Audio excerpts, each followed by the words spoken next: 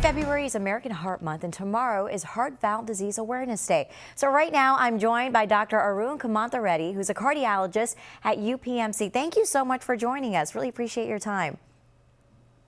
Good evening. Thank you for having me on your show. Yeah, so there are so many heart conditions. Can you explain to us how heart valve disease is different from other cardiovascular disease like heart attacks and cardiac arrests?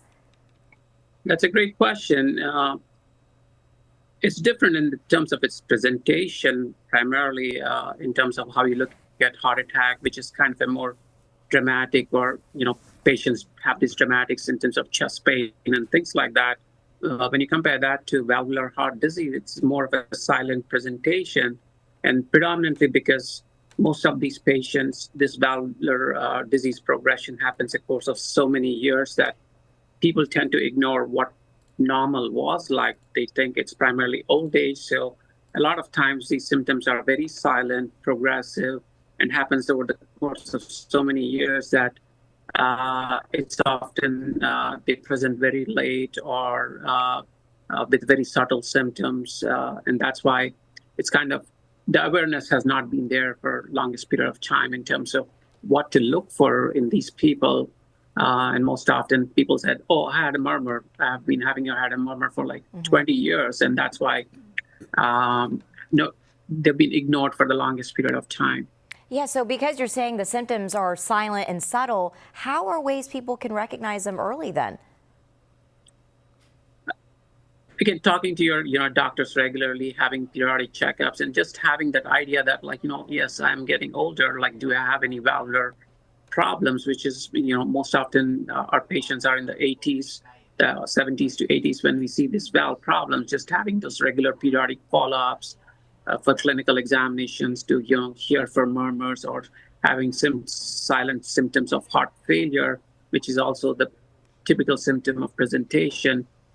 Just watching for those symptoms is what can lead to early recognition in terms of these valve problems. Yeah, so because you're saying age is such a significant risk factor, are there measures that older adults can take to cut down their risk?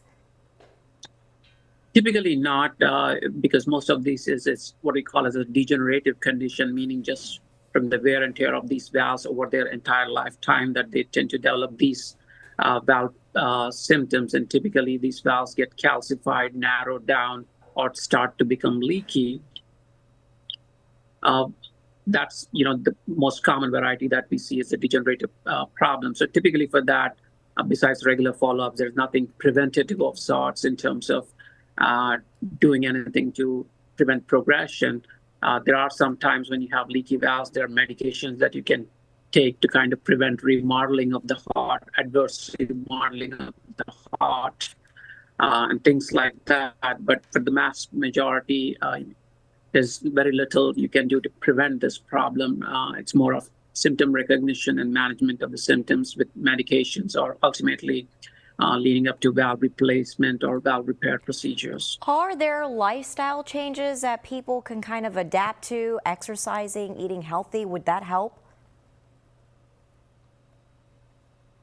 No, eating healthy, once you have valvular condition, typically they tend to have a lot of heart failure symptoms. So eating diets like low salt can decrease the risk of heart failure symptoms. And research actually shows heart valve disease is actually more prevalent in communities of color. Can you explain why that is and what kind of steps can be taken to address the disparity?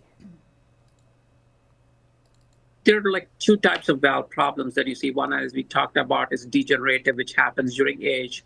And there's other things that are acquired of sorts, which is because of infections that may happen on these valves that can cause these valvular leaks or degeneration of these valves, or poor dental hygiene and things like that, which cause infection on these valves.